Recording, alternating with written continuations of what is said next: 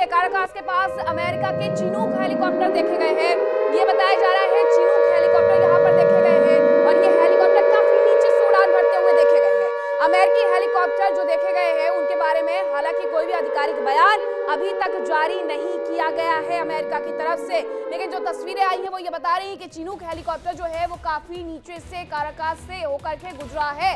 यानी कि अब कभी भी यहाँ पर हवाई हमला हो सकता है, आप ये मान सकते हैं। आपने एक बार हमला देख लिया, वो भी हवाई हमला था, मिसाइलों से हमला किया गया है जिसमें काराकास में कई जगह पर विस्फोट हुआ है। और इसके साथ ही एक बार फिर से जो चिनूक हेलीकॉप्टर आप देख रहे हैं उसकी उड़ान भरते हुए देख रहे हैं और ये किसके एयर स्पेस में है? ये काराकास के वेनेजुएला के एयर स्पेस में है और वहां पर जाकर के ये उड़ान भर रहा है। यानी अमेरिका की जो तैयारी थी, जो वो नौसैनिक ड्रिल कह रहा था इतने लंबे वक्त से, वो नौसैनिक ड्रिल अब आगे बढ़ चुकी है।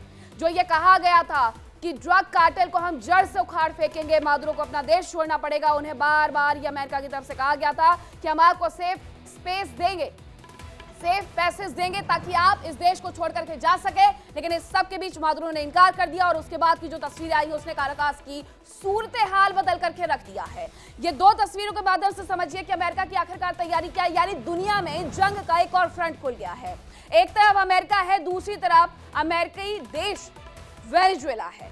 अब आप समझिए कि ये किस तरीके से अमेरिका के अंदर ही सब कुछ कोहराम मचा हुआ है। दक्षिण अमेरिकी देश है ये, जहां पर वेनेजुएला में अमेरिका की तरफ से, यूएसए की तरफ से ये बड़ा अटैक किया गया है। सबसे पहले राजधानी काराकास को निशाना बनाया गया है। हालांकि कुछ दिन पहले ही हमने आपको विस्फोट में इस बात का जिक्र करते हुए बताया था कि अमेरिका ने ये मान लिया है कि वो ग्राउंड पर उतर करके कार्रवाई करेगा और उसकी तैयारी पूरी हो चुकी है। कैरेबियन सी में दुनिया को दिखाने के लिए उसकी तरफ से बार बार नौसैनिक ड्रिल की गई थी, लेकिन कुछ तस्वीरें ऐसी भी सामने आई थी जिसमें हेलीकॉप्टर से जो अमेरिका के जवान हैं वो उतरते हैं और उनके तेल डिपो को, यानी कि वेनेजुएला के तेल डिपो को पूरी तरीके से कब्जे में लेकर के वहां से चले जाते हैं। और इस तरीके से आर्थिक तौर पर भी कमर तोड़ने के जो प्रयास है वेनेजुएला के, वो अमेरिका की तरफ से किए गए थे। उनके 3 तेल डिपो को पूरी तरीके से, तेल टैंकर्स को, जहाज को पूरी तरीके से बंदी बनाया गया था और ये कहा गया था कि इसे हम अपने साथ लेकर के जा रहे हैं और अब कोई तेल की आवाजाही नहीं होगी काराकास में, कोई तेल का व्यापार नहीं होगा। तो माना यह जा रहा था कि तेल के व्यापार पर भी अमेरिका शिकंजा कसना चाह रहा है, उसकी तरफ से ऐसा किया गया। लेकिन इस सब के बीच जहां अमेरिका ने ये तस्वीरें जारी की और ये बता दिया कि देखिए काराकास में जो उसका जो फ्रंट था वो उसने खोल दिया है और वहां पर युद्ध शुरू कर दिया है। अब एक और जानकारी आ रही है कि वेनेजुएला पर अमेरिका ने जो अटैक किया है काराकास पर, टॉम हॉक मिसाइलें दागे जाने की जानकारी मिल रही है। वेनेजुएला में ग्राउंड ऑपरेशन भी शुरू हो सकता है, ये खबर है और ये तस्वीरें हैं। जो टॉम हॉक मिसाइलों से यहाँ पर विस्फोट किया गया है उसकी तस्वीरें आप जरा देख लीजिए। और इस पूरी राजधानी, ये वेनेजुएला की राजधानी काराकास है, जहां पर पूरे तरीके से हमला करने के बाद बत्ती गुल हो गई है, सिर्फ आग की लपटें रह गई है। टॉम हॉक मिसाइलों की जो मौजूदगी है वो दर्ज की गई है। टॉम हॉक मिसाइलों की मौजूदगी ये बता रही है कि कितने बड़े नुकसान की जो तैयारी है वो अमेरिका की तरफ से की गई थी और उसने उसी तैयारी के साथ इस ग्राउंड ऑपरेशन को अंजाम दिया है। हालांकि अभी ये ऑपरेशन आसमान से किया गया है, टॉम हॉक मिसाइलों से किया गया है, लेकिन ग्राउंड ऑपरेशन कभी भी शुरू हो सकता है। और ग्राउंड ऑपरेशन के बाद ही ये माना जाता है कि जो युद्ध है वो शुरू हो चुका है। जब सेनाएं घुस जाती है तब ये माना जाता है कि युद्ध शुरू हो चुका है। जैसा आपने इजराइल और गाजा के बीच में देखा था, जब इजराइल की सेना आईडीएफ पूरी तरीके से गाजा की सरजमी पर उतर गई थी तो उसे युद्ध मान लिया गया था। अब इसे आप एक तरीके का युद्ध कह सकते हैं, लेकिन अभी ये अपने एयर स्पेस से लड़ा जा रहा है। कैरेबियन सी में जो अमेरिका ने तैयारी की थी, ये उसके परिणाम हम आपको दिखा रहे हैं कि आखिरकार क्या परिणाम थे। लेकिन एक फ्रंट खुलते हुए आप जरूर इसे मान सकते हैं, क्योंकि अगर वेनेजुएला पे ये अटैक हुआ है तो वेनेजुएला की तरफ से भी ये कहा गया था कि उनकी तैयारी पूरी है। उनके नौसैनिक जो थे, सेना के जो जवान थे, वो भी पूरी तरीके से ये ड्रिल करते हुए नजर आए थे। यानी वेनेजुएला जवाब देगा, लेकिन वेनेजुएला अमेरिका की सरजमी पर उतरने की कोशिश कतई नहीं करेगा, न ऐसी कोई गलती करने वाला है। लेकिन एक फ्रंट खुल चुका है, ये कहना गलत नहीं होगा। इन हमलों के बीच जो वेनेजुएला के राष्ट्रपति, उनकी सुरक्षा बढ़ा दी है। खबर यह है कि वेनेजुएला के राष्ट्रपति की सुरक्षा में इजाफा किया गया है। राष्ट्रपति मादुरो को सुरक्षित जगह ले जाया जा सकता है। सूत्र ये भी कह रहे हैं कि राष्ट्रपति भवन से बाहर ले जाए गए हैं मादुरो। वेनेजुएला के रक्षा मंत्री के आवास पर भी अटैक हुआ है, सूत्रों के हवाले से ये जानकारी है। फिलहाल चीन के विशेष दूत है वेनेजुएला के दौरे पर पहुंचे हुए हैं और आपको याद होगा कि चीन और रशिया पूरी तरीके से वेनेजुएला के साथ खड़ा हुआ है, लेकिन ये अब खड़ा रहेगा या नहीं खड़ा रहेगा, ये बड़ा सवाल खड़ा हो जाता है, क्योंकि चीन और अमेरिका के बीच में भी तनातनी शुरू हो गई है ताइवान को लेकर के। इन सब के बीच क्या वेनेजुएला का साथ चीन निभाएगा, और रूस तो खुद युद्ध में है, क्या उसकी तरफ से ये साथ निभाया जाएगा, ये बड़ा सवाल है। दो तस्वीरें हम आपको दिखा रहे हैं। टॉमहॉक मिसाइलों से जो हमला किया गया, उसके बाद किस तरीके से अमेरिका ने सूरत हाल राजधानी काराकास का बदला है। तो एक तस्वीर हम आपको दिखा रहे हैं जहां पर ये जानकारी मिली है सूत्रों के हवाले से कि वेनेजुएला के रक्षा मंत्री के आवास पर अटैक हुआ है। राष्ट्रपति भवन से बाहर बहादुरों को ले जाया गया है ताकि उन्हें सुरक्षित जगह पर शिफ्ट किया जा सके। माना यह भी जा रहा था कि उन्हें तुर्की ले जाया जा सकता है, तुर्की उनकी मदद कर रहा है, लेकिन अब जब हमला हो गया है और आईएसआईएस की मौजूदगी तुर्की में भी है, तो क्या वो अमेरिका से पंगा लेने की कोशिश करेगा? ये अब तक का सबसे बड़ा सवाल खड़ा हो जाता है। आपने तस्वीरें देख ली, अब आप समझ गए होंगे कि आखिरकार अमेरिका और काराकास में हुआ क्या है। अब चलिए विस्फोट की पहली जो स्टोरी थी हमारी रूस की, वो हम आपको बताते हैं। खबर यह है कि रूस का जो ज़ैपोरिज़िया है उस पर हमला किया गया है और रिहायशी इमारतों पर हमले में 2 लोगों की मौत की जानकारी भी मिली है। खैरसॉन में थर्मल पावर प्लांट पर रूस का अटैक देखने को मिला है। चेरनीहिव में हॉस्पिटल पर ड्रोन अटैक से तबाही भी देखने को मिली है। तस्वीरें भी हम आपको दिखाएंगे कि आखिरकार हुआ क्या है। अब आपको याद होगा कि ये बड़ी जानकारी दी गई थी जब प्रेस कॉन्फ्रेंस की गई थी रूस की तरफ से कि वो जब तक पूरी तरीके से यूक्रेन को अपने में नहीं मिला लेगा वो नहीं रुकेगा। रिहायशी इमारतों में जो हमला हुआ, 2 लोगों की जान गई है। ये वो रिहायशी इमारतें हैं, रूस की ज़ैपोरिज़िया पर ये हमला हुआ है। उसके बाद किस तरीके से ये हमला करने के बाद यहाँ पर ये तस्वीर देखिए आप, एक तरफ विंटर वेकेशन चल रहा है लेकिन दूसरी तरफ युद्ध। यहाँ आपको नीचे बर्फ जमी नजर आ रही होगी तो आसमान में धुएं का गुबार नजर आ रहा होगा। तो ये स्थिति बनी हुई है रूस और साथ ही यूक्रेन के बीच में। कोई भी देश कम नहीं है, दोनों ही देश बराबर से हमला कर रहे हैं, उसी रफ्तार से हमला कर रहे हैं जैसा कि उन्होंने 4 साल पहले शुरू किया था। रूस का जो ये ज़ैपोरिज़िया पर हमला देखने को मिला है, बताया ये गया है कि ये रिहायशी इमारतें हैं, यहाँ पर लोग रहते हैं और इस हमले में 2 लोगों की जान चली गई है। हालांकि ये संख्या बढ़ सकती है क्योंकि ये जगह रिहायशी है। खैरसॉन में थर्मल पावर प्लांट पर भी रूस का अटैक देखने को मिला है। चेरनीहिव में हॉस्पिटल पर ड्रोन अटैक से तबाही देखने को मिली है। तो जगह जगह जो तबाही है उसकी तस्वीरें निकल करके सामने आ रही है और ये तबाही रूस की तरफ से फैलाई जा रही है, यूक्रेन में फैलाई जा रही है। लेकिन एक और जानकारी है कि यूक्रेन के खार्किव में एक बड़ा हमला हुआ है। मल्टी स्टोरी बिल्डिंग में ये भारी तबाही हुई है। यूक्रेन ने रूस पर हमले का आरोप लगाया और जाहिर सी बात है जब युद्ध दोनों देशों के बीच में चल रहा है तो ये तबाही यूक्रेन में रूस से लेकर के आया है। रूस के खार्किव में अटैक से हालांकि वो इनकार करते हुए नजर आ रहा है। और अगर ऐसा हुआ है तो ये हमला किसने किया है? मल्टी स्टोरी बिल्डिंग थी जिसमें काफी तबाही हुई है। ये तस्वीरें देखिए, ये कभी यहाँ पर बिल्डिंग हुआ करती थी लेकिन ये पूरी तरीके से धराशायी हो चुकी है। धराशायी होने के बाद सिर्फ और सिर्फ मलबा है, आग की लपटें हैं और रेस्क्यू ऑपरेशन में जुटे हुए लोग हैं कि अगर कोई यहाँ पर है तो उन्हें यहाँ से निकाला जा सके, उन्हें यहाँ से बचाया जा सके। लेकिन जो स्थिति नजर आ रही है उससे आप अंदाजा लगा सकते हैं कि यहाँ पर रहने वाले लोग अगर होंगे कोई तो उनका आखिरकार क्या हाल हुआ होगा। ये मल्टी स्टोरी बिल्डिंग बताई जा रही है।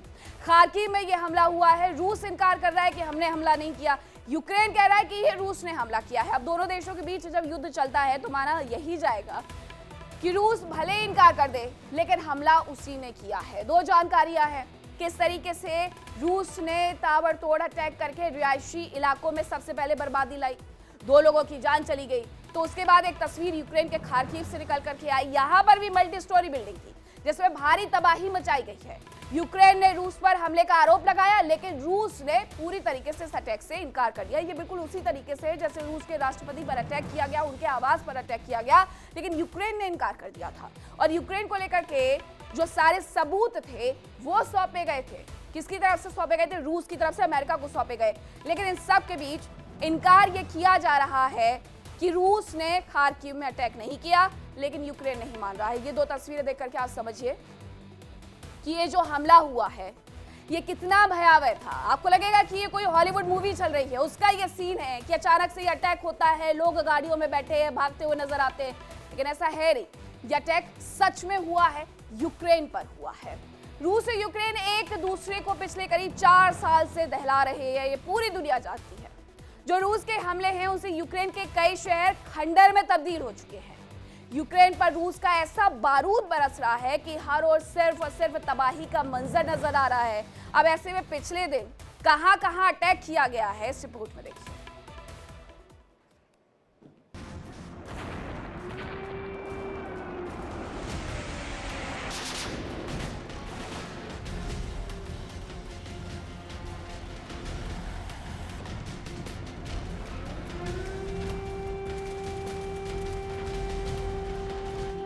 दो 2026 में फैलेगी तबाही।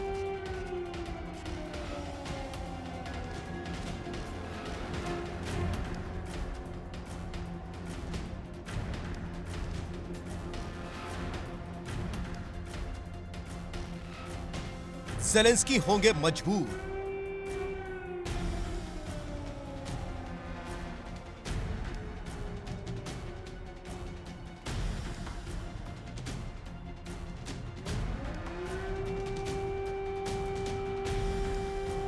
साल 2026 में अब तक रूस के हमलों को देखकर ऐसा ही लग रहा है जैसे इस साल जंग में अब तक हुई बर्बादी से कहीं ज्यादा तबाही फैलने जा रही है। ऐसा लग रहा है जैसे पुतिन ने अपनी सेना को खुली छूट दे दी हो, उन्हें परमाणु हथियार छोड़कर बाकी हर तरह के हथियार और हर तरह की रणनीति अपनाने की छूट मिल गई हो।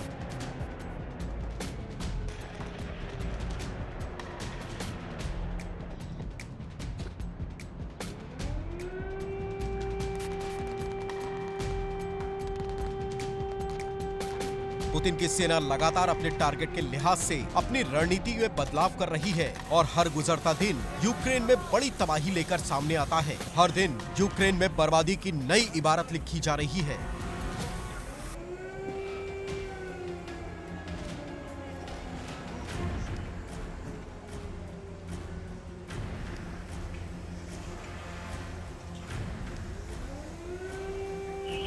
रूस के हमलों को देखकर ऐसा लग रहा है जैसे रूस ने अपनी रणनीति में एक बार फिर बदलाव किया हो। अब तक रूस डॉनबास पर नियंत्रण हासिल करने की कोशिश में था, वहां बफर जोन बनाने की कोशिश में था ताकि वो अपने बॉर्डर को सुरक्षित कर सके।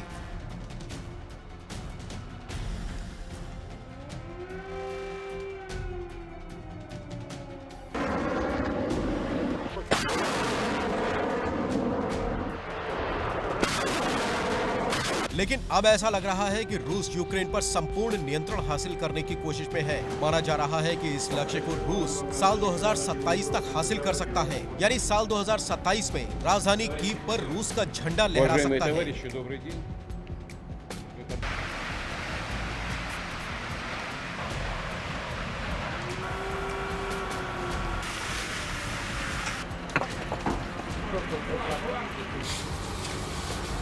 रूस यूक्रेन के गेहूं के व्यापार को नुकसान पहुंचाना चाह रहा है और यही वजह है कि ओडिशा पर हमले लगातार तेज होते जा रहे हैं।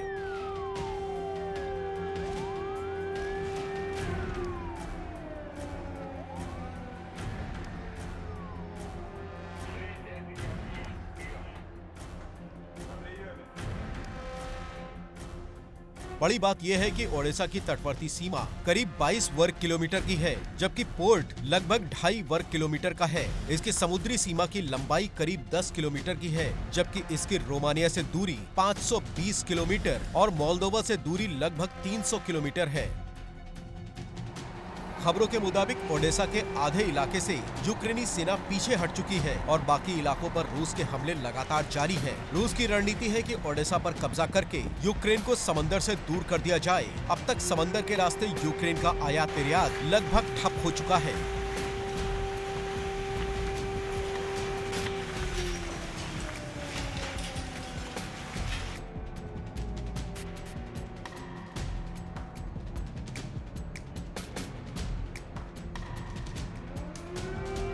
रूसी सेना लगातार यूक्रेन के लिए अहम ठिकानों पर अटैक कर रही है ताकि यूक्रेन के इन इलाकों पर कब्जा करके ज़ेलेंस्की को समझौते के लिए मजबूर किया जा सके।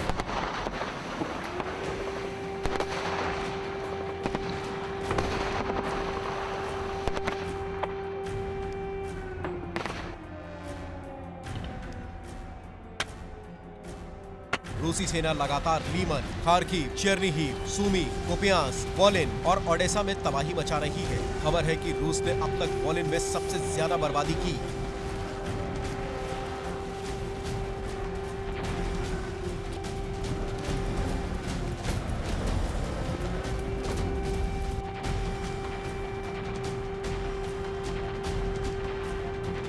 रूसी सेना ने नए साल में ताबड़तोड़ हमलों का सिलसिला तेज कर दिया है। साल बदलने के साथ ही पुतिन की रणनीति भी बदल गई है। अब संपूर्ण यूक्रेन पर नियंत्रण करने का लक्ष्य रखा गया है। पुतिन के जवान अब सैन्य अड्डों के साथ ही नागरिक इंफ्रास्ट्रक्चर को भी तबाह कर रहे हैं। रूसी बारूद लगातार पावर ग्रिड, रेल डिपो और बंदरगाहों पर बरस रहा है।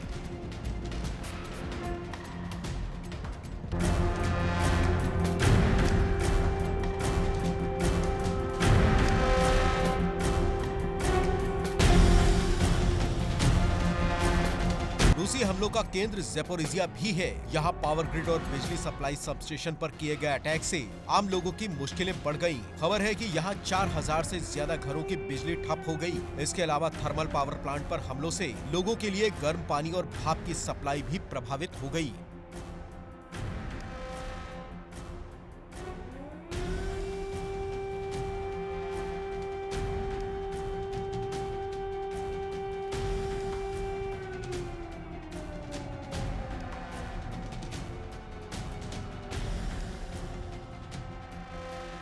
रूस ने वोलिन, चेर्निहिव, ओडेसा के ऊर्जा क्षेत्रों पर भी भीषण अटैक किए। यहाँ पावर प्लांट पर किए गए हमलों से करीब 1 लाख लोग अंधेरे में डूब गए।